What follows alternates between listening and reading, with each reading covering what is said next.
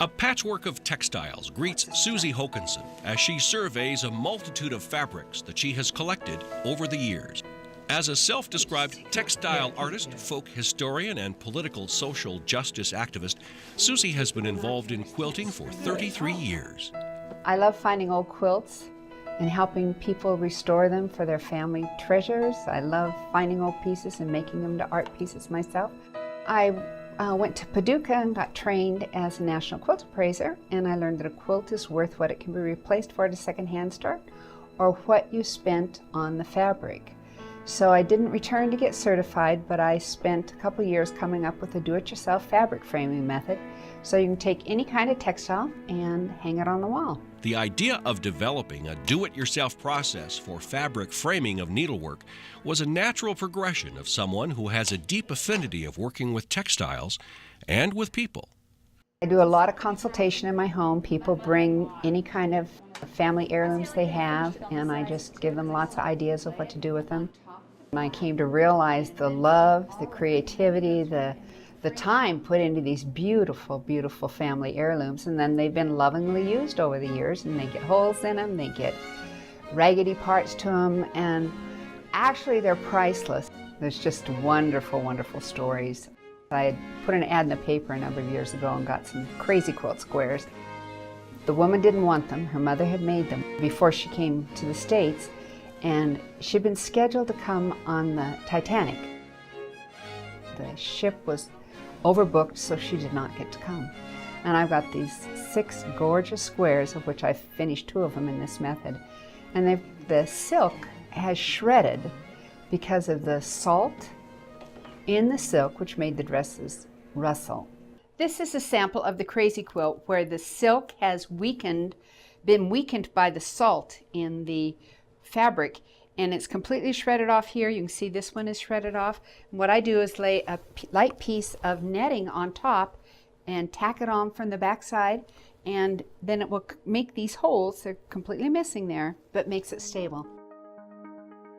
So many of the new quilters are going out and buying wonderful, wonderful expensive fabric and making quilts that way.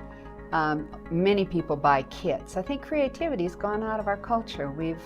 Some of us learned to color in the lines back in kindergarten, and we've learned that that's art. But actually art is that which has mistakes in it. As we get older, we realize life is full of flaws, but that's the beauty of it. And so often it's the things we don't talk about that we realize that's where our heart's at, and that's what connects us to other people. I personally like to machine piece a quilt top, always. And I love to hand quilt with a round hoop.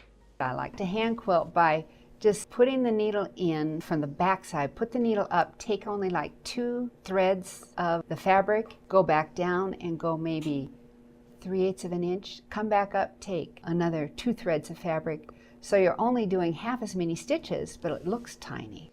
Your quilt's only going to be as good as your fabric. When I'm doing an original piece, I usually use designer fabrics because they're the right quality, they're going to have dyes that will last, or get very expensive fabrics to start with. I love to design using reducing glass. The binoculars turned reverse will do that, because what you want is to have good contrast in your pieces, and you want certain colors to kind of create new colors. When you're doing hand quilting, you can do any kind of pattern you want. I have a trip around the world piece that is blue and green, and it is only half as much quilting as most people would put in it. But I put a line diagonally through the squares, so it's making it look like 2 triangles. And then as the light changes in the room, you're seeing whole different patterns in it. The wonderful thing about quilting is however you're doing it is the right way. Don't worry about doing it wrong. Some people love to machine piece, some people love to paper piece, some people like to applique, some people like to do curved seams. There's just all kinds of ways of doing it, and however you're doing it that's fun is the right way. Riding along, surveying the patchwork of life from the seat of her bike, Suzi strives for contentment with an unfettered life filled with creativity. When I'm cycling, I do creative thinking. I suppose a lot of creativity comes out of that. That's when I love to just be looking at nature and looking at things. I love to read and I love to bicycle. So at this point in my life, I've kind of got a really nice balance. I have difficulty being acknowledged sometimes by the quilters because I'm an artist, and by the artists because I'm a quilter. And actually what I am is just a lover of textiles. But mostly I love family stories. I just love to help people get to work on their own family pieces. It's just so wonderful. And then pass them on to grandchildren, because it's the stories that life is all about.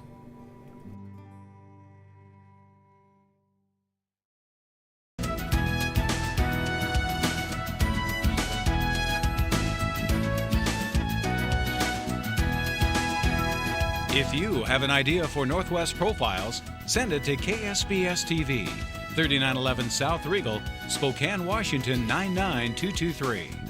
Northwest Profiles is a presentation of KSPS Public Television.